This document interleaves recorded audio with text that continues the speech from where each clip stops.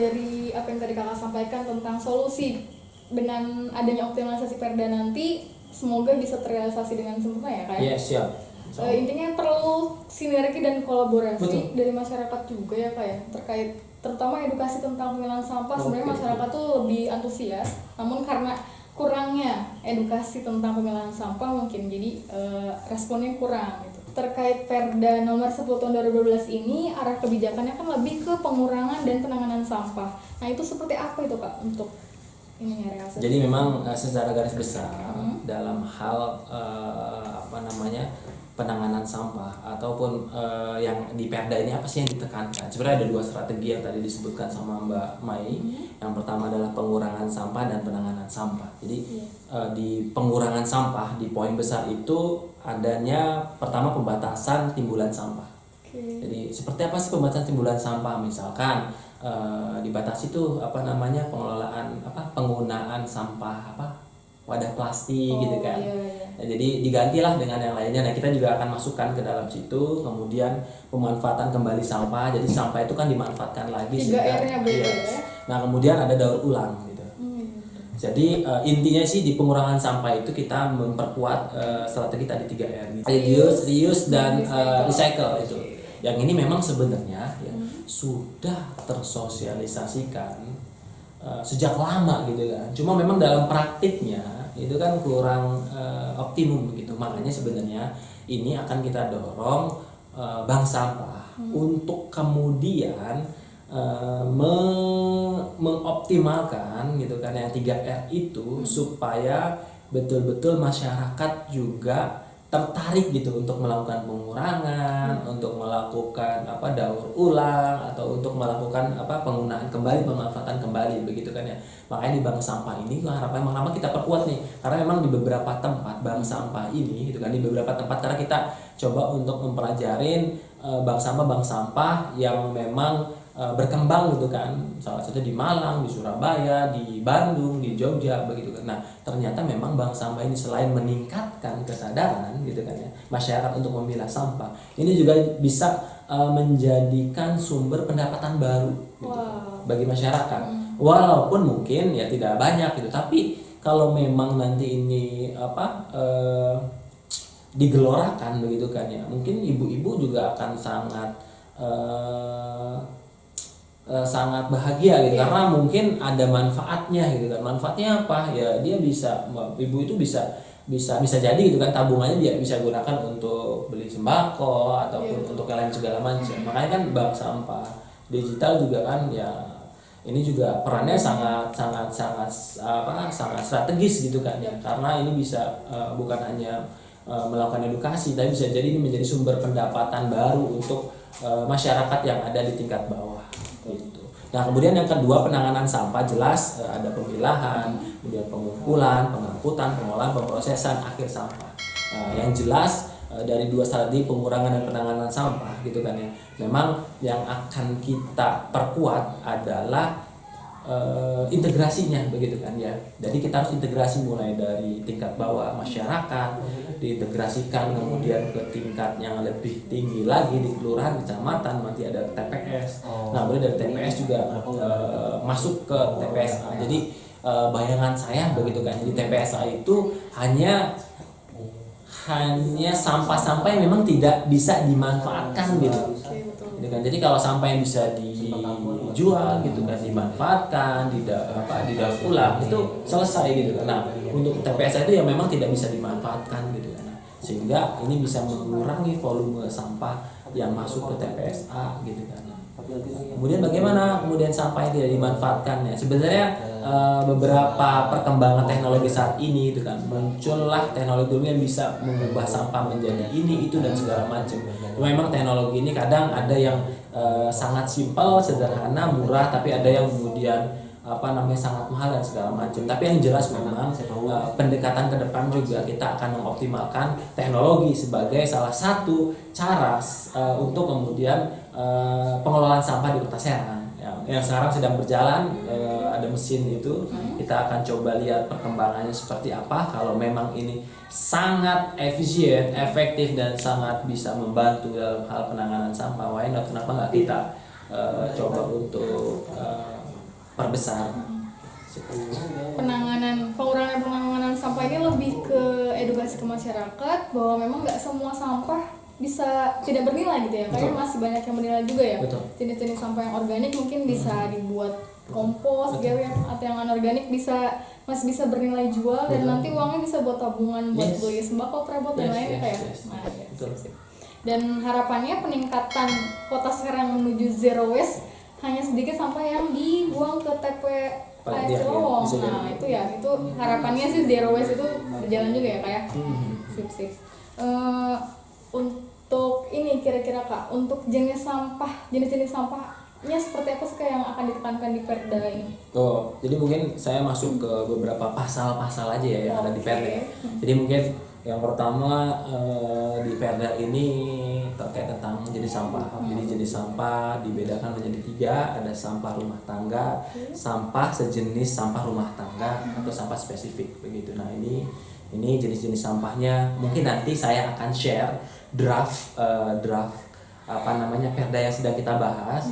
Mungkin jadi ini bisa jadi masukan buat teman-teman di kelas online ini, barangkali ingin ada yang tidak tercover ataupun tidak terakomodir di dalam draft ini juga bisa diinikan. Tapi yang jelas memang tadi dari jenis sampah, kemudian tugas wewenang dan tanggung jawab juga kita perkuat lagi. Jadi secara teknis itu mungkin kita juga pertegas gitu kan, tanggung jawab mulai dari RT gitu kan, RW, lurah, camat sampai ke tingkat atas gitu kan.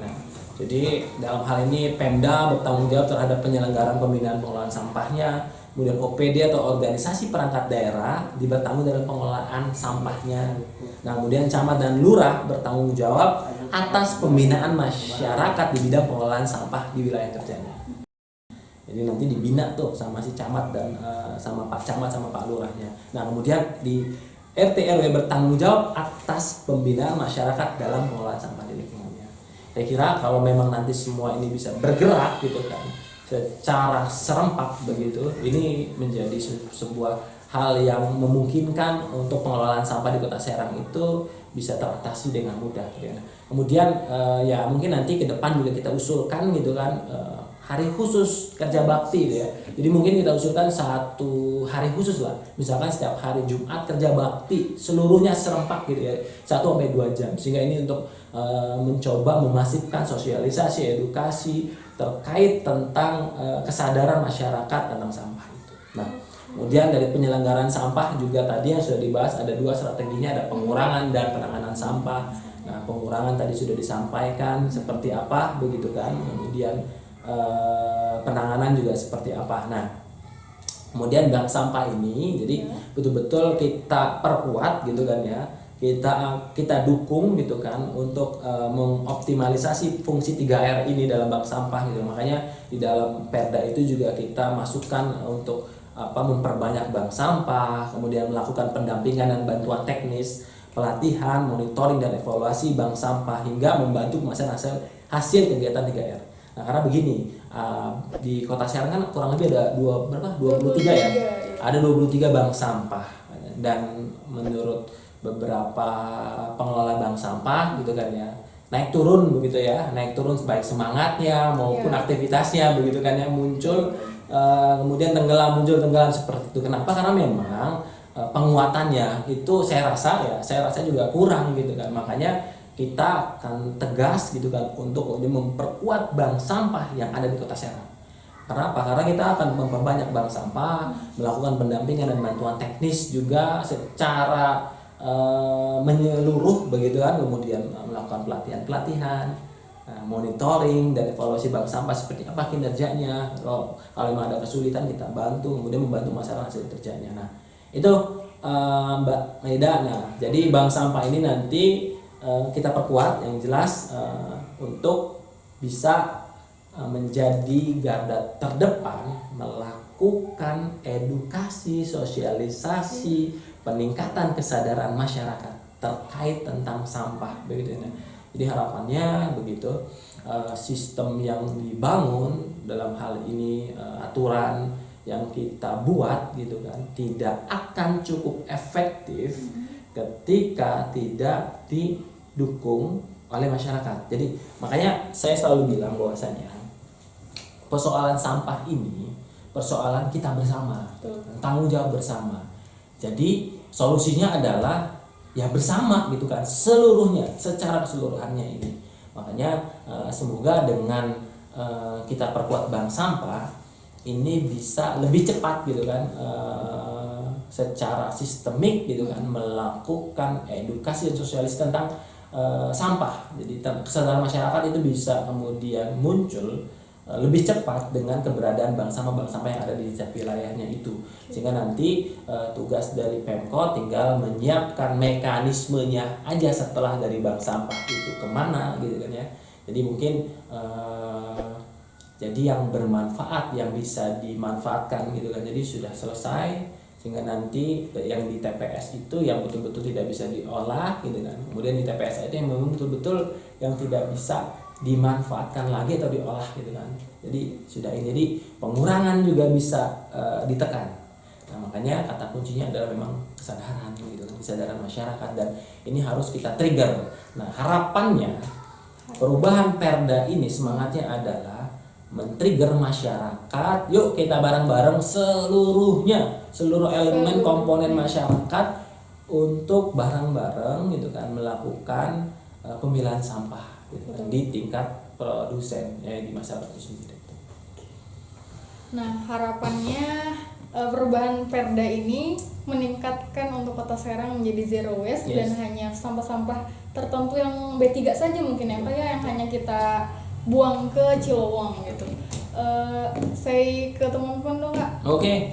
Jadi itu teman-teman semua, khususnya pegiat bank sampah di Kota Serang, insya Allah Perda pengelolaan perubahan Perda pengelolaan sampah nomor 10 tahun 2012 ini memang semangat kita adalah Kota Serang ini punya grand design pengelolaan sampah gitu kan. Jadi ekosistem pengelolaan sampah ini terbentuk.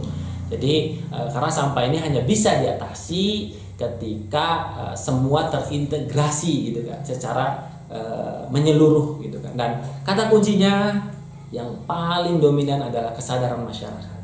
Oleh karena itu, para pejuang bank sampah dimanapun berada, khususnya di Kota Serang, yuk kita perkuat bank sampah. Kita kemudian lakukan sosialisasi edukasi secara masif, sehingga masyarakat mulai sadar bahwasanya sampah ini tanggung jawab mereka bersama. Dan sampah ini sebenarnya juga bisa memiliki manfaatnya gitu kan ya.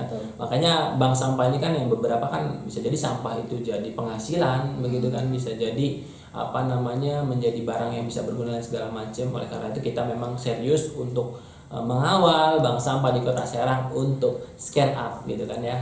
Saya kira itu saja mungkin Mbak Maida. Semoga bank sampah digital bisa terus konsisten melakukan pendampingan, melakukan scale up kepada bank sampah yang ada di Kota Serang. Karena sekali lagi gitu kan ya, penanganan sampah hanya bisa teratasi ketika seluruh elemen itu sepakat untuk sama-sama membuat solusi terkait penanganan dan pengelolaan sampah di Kota Serang. Saya kira itu saja. Semoga ini bermanfaat. Kurang lebihnya mohon maaf. Assalamualaikum warahmatullahi wabarakatuh. Waalaikumsalam. Baiklah teman-teman semua, itulah obrolan kita kali ini bareng Kang Agis. Terima kasih Kang udah menginspirasi teman-teman kelas online nih Kang.